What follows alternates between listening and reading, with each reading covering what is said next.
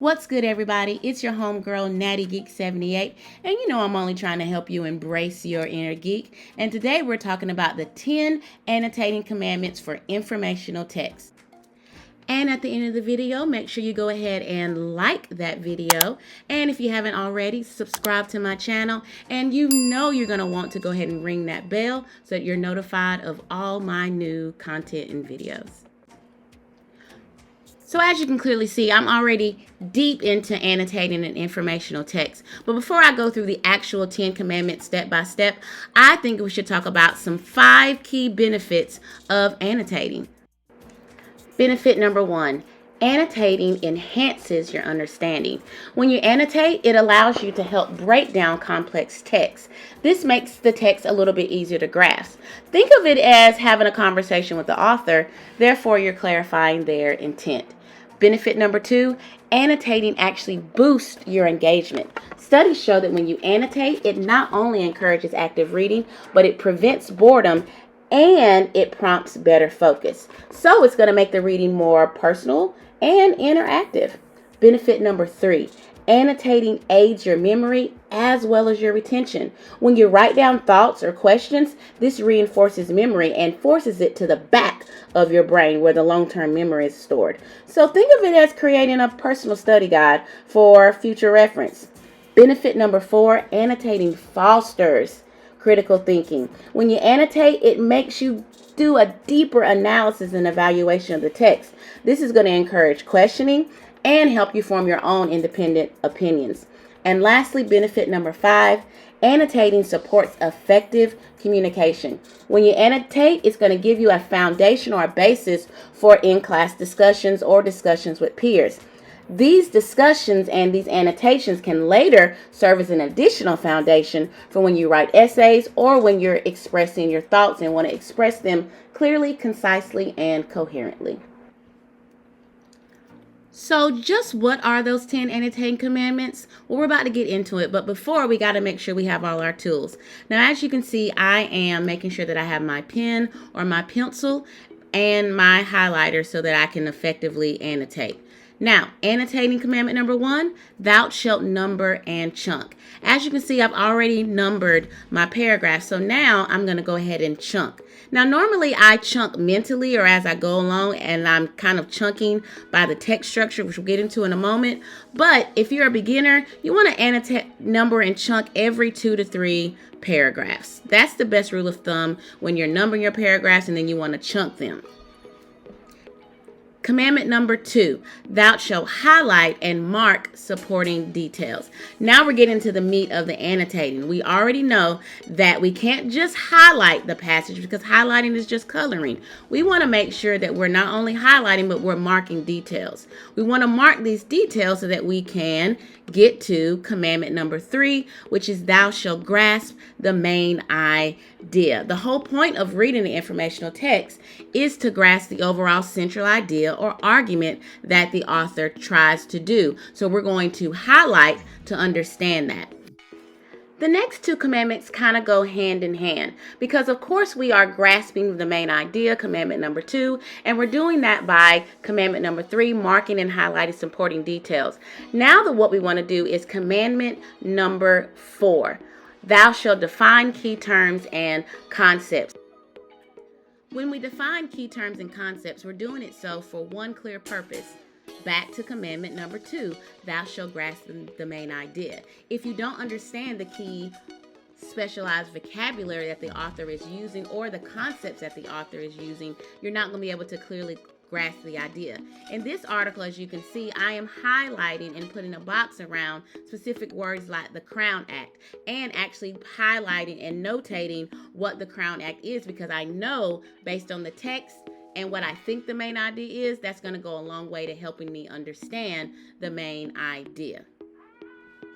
Commandment number 5, thou shalt evaluate sources for credibility. This commandment is essentially asking you to consider not only the credibility, but also the reliability of the information that's being presented.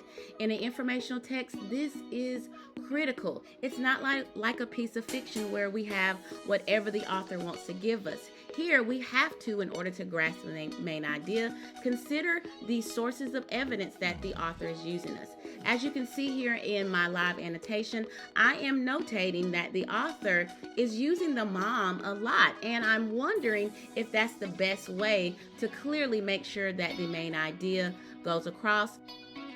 Which brings us to commandment number 6, thou shalt identify bias and POV. This commandment is asking you to recognize the author's viewpoints as well as identify potential biases. So as you saw from the previous commandment, I am beginning to question whether or not it's best that the author gives so much from a particular point of view or side of the issue, which is the mom's side and the son's side.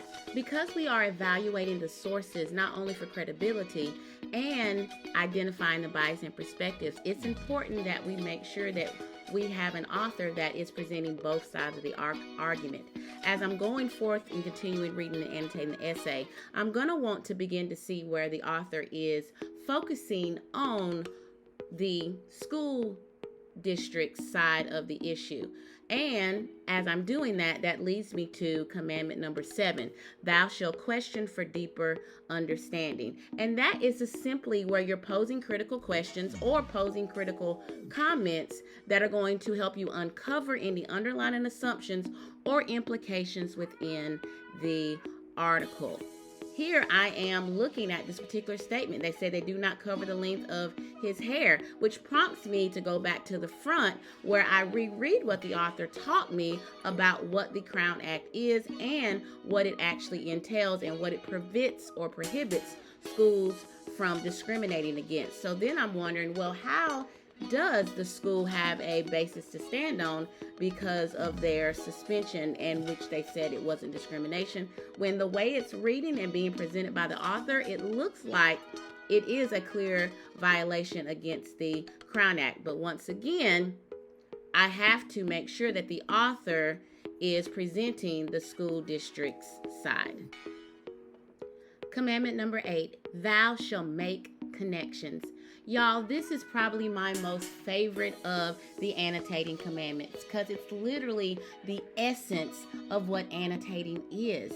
When you make a connection, you are accessing your prior knowledge, either prior knowledge you knew before you even saw the article that you're reading, or prior knowledge that you learned from earlier in the article. Now you're trying to see how everything connects, how all these little pieces that the author has been building, how they connect. And when you make those connections, it's also important that you condense all those complex ideas that the author has been shoving in your face, that you've been marking and writing and highlighting, so that you can then paraphrase and summarize the article up for better understanding and clarity. Which then brings us to commandment number 9, thou shalt recognize text structure.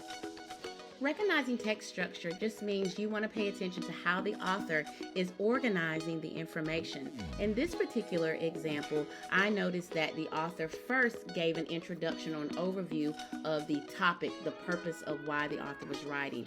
Then the author gave some background information about the overall concepts and key terms or key vocabulary that a reader would need to know. Next, the author then presented both sides of the issue, first with the mother and son side, and then with the school district's point of view. Lastly, the author then gave some historical background information, discussing things from the past about how other districts were doing things, how even other states were doing things, and how other students were affected, as well as gave some legal legislative information when they referenced the Civil Rights Act of 1964.